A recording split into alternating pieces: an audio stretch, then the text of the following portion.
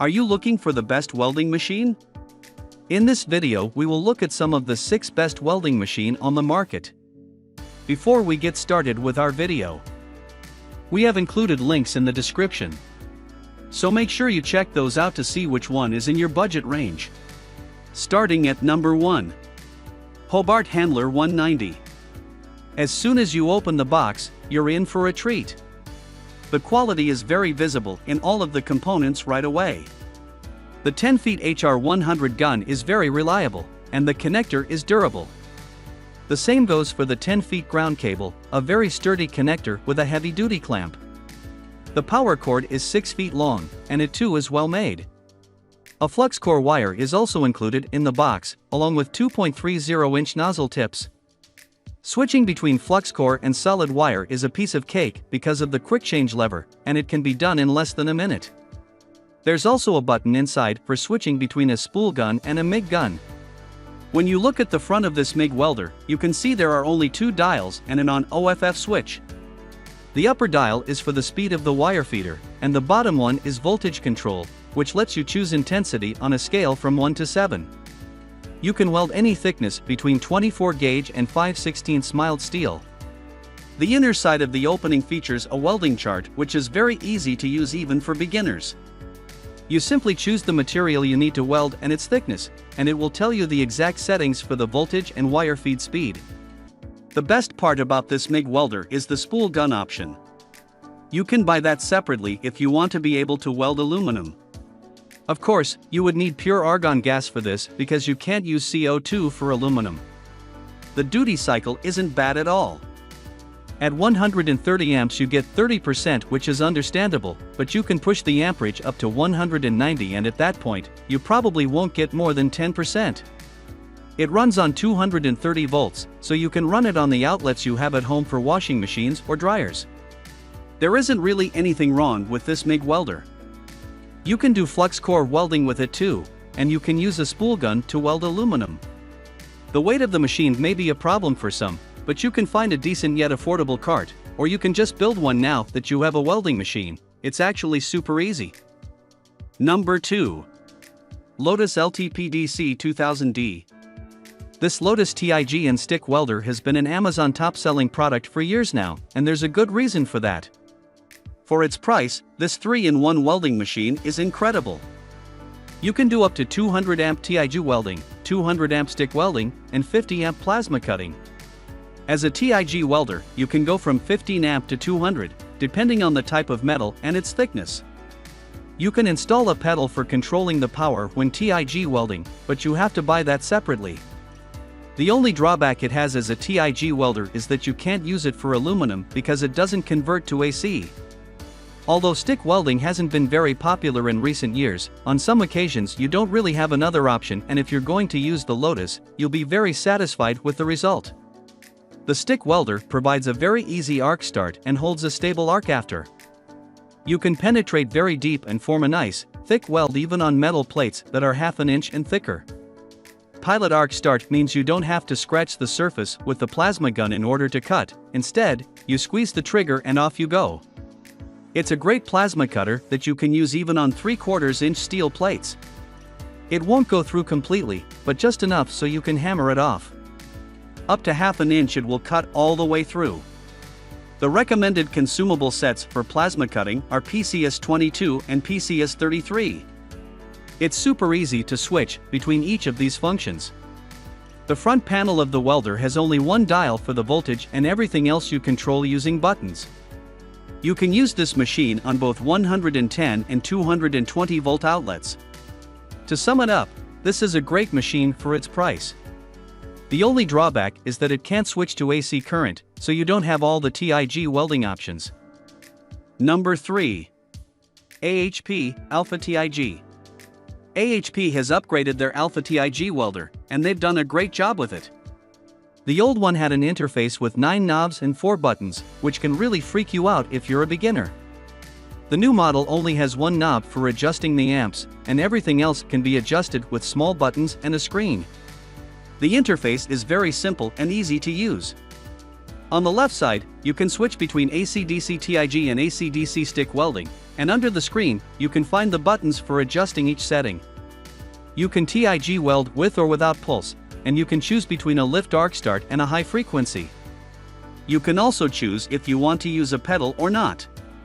You can use this machine to TIG weld any material, and with a maximum of 200 amps, you can weld plates of metal that are quite thick. The rapid set feature makes setting up the welder for a specific job very easy. Once you press the button, you just pick the electrode you're using, and the thickness of the material, and it sets everything up for you. You can then use the knob for fine-tuning if needed. The rapid set feature can be also used for stick welding, which is super useful if you're just getting into welding. The arc starts very easily and it stays stable all throughout the process. You can choose anywhere between 20 and 200 amps, so it's good for different sized metals.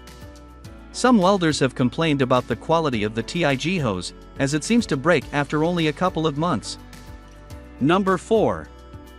HITBOX 200 amp MIG/stick/TIG 3-in-1. HITBOX is not a well-known brand, but their welders are best sellers in their category for a reason.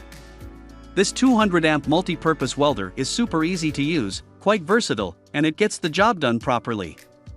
The front panel features a simple, easy-to-use control board. It has 3 buttons and a dial. The first button lets you choose between MIG, TIG, or stick welding. The second button is for switching between solid and flux core wire, and the third one is to feed the wire to the gun when you're setting the machine up. The dial is for adjusting the amperage and voltage. Although there's no dial for setting the wire feed speed, the welder automatically does that for you when you adjust the amperage. On the bottom of the front panel, there's a European-style connector for MIG welding, which is very easy for maintenance and fixing tasks. Then, you have the positive and negative plugs, and below them is a whipcord for switching the polarity. When you look inside the welder, you can see the dispoler is 4-inch and 8 adaptable. It runs very smoothly and it provides a very constant wire feed. The drive system is cast aluminum and it can be used both for solid wire and for flux core. A minor drawback is the length of the ground cable. For some reason, it's only a third of the MIG cord, but the power cord is very long, so you can just move the welder closer to the working area. For stick welding, you can use up to 5 30-seconds electrodes, which is good enough even for heavy-duty welding. There isn't really much more to say about stick welding. The arc starts very easily, and it holds steady all the way through. As a TIG welder, this machine is close to perfect. You can strike an arc by touch and lift, so your tungsten rod lasts longer. Plus, once lit, the arc will hold steady with no interruptions.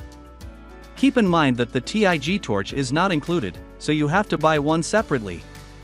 The price of this welder is the biggest issue, but considering what it's capable of and how well it performs, it's well worth it. Number 5. Forney Easy Weld 140 MP. Forney is a very reliable brand. They have been on the market for almost 90 years now, and their quality is only getting better. This 140 amp welder is a great little machine, but it's definitely not meant for heavy-duty welding. Once you begin setting it up, you will see that the cables, hoses, and connectors are very well made. The MIG gun, electrode lead, and ground clamp are also very sturdy. When you look inside, you'll notice that the drive system is cast aluminum, which is not typical for welders in this price range. The control panel is very simple and easy to use. It features just one switch for selecting the welding process and 2 dials.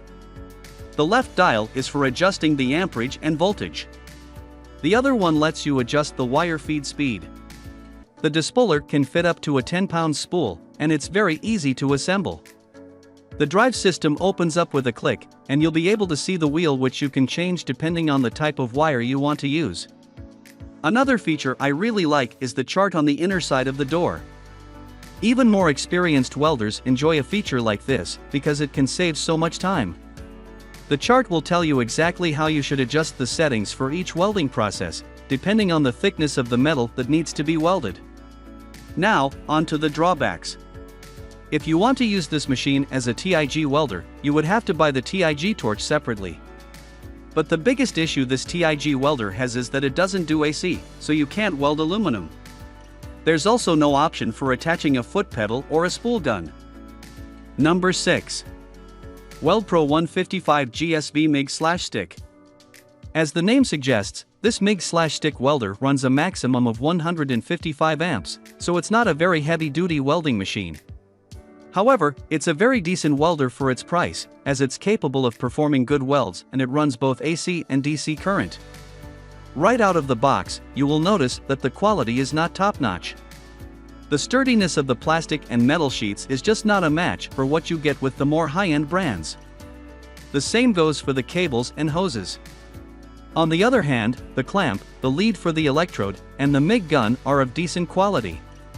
When you begin setting up the welder for MIG welding, you will notice the connectors are quite sturdy as well. Because the product comes with a flux core wire, you might try that one out first. Make sure to check which drive roller is on the drive system, because if you use the solid wire roller for the flux core wire, it simply won't work. The drive system is made of plastic, but a very thick sort of plastic, so I don't think it will break easily. The motor runs well and provides a smooth wire feed. An interesting feature is the automatic feed mode. This means that when there's no arc sense, the wire feeder runs much faster because it assumes that you're not welding but just need to get the wire through the liner in order to begin. That actually makes sense, because in order to adjust the speed of the wire while welding, you first need to do little test welds on a flat surface, and not just watch the wire as it comes out of the gun. The control panel is very simple and easy to use. There are only 2 buttons and 2 dials. The left button lets you choose between 2T and 4T, and the right one is for switching between MIG and stick mode. When in MIG mode, you can use the left dial to adjust the wire feed speed. In stick mode, that same dial lets you control the amperage. The right dial is for voltage control in MIG mode and has no use in stick mode. When run on 220 volts, the stick welder can go up to 155 amps, which is enough for some very thick metal. You would have no problem welding up to ½ inch with a 5/32 electrode, but probably nothing thicker than that.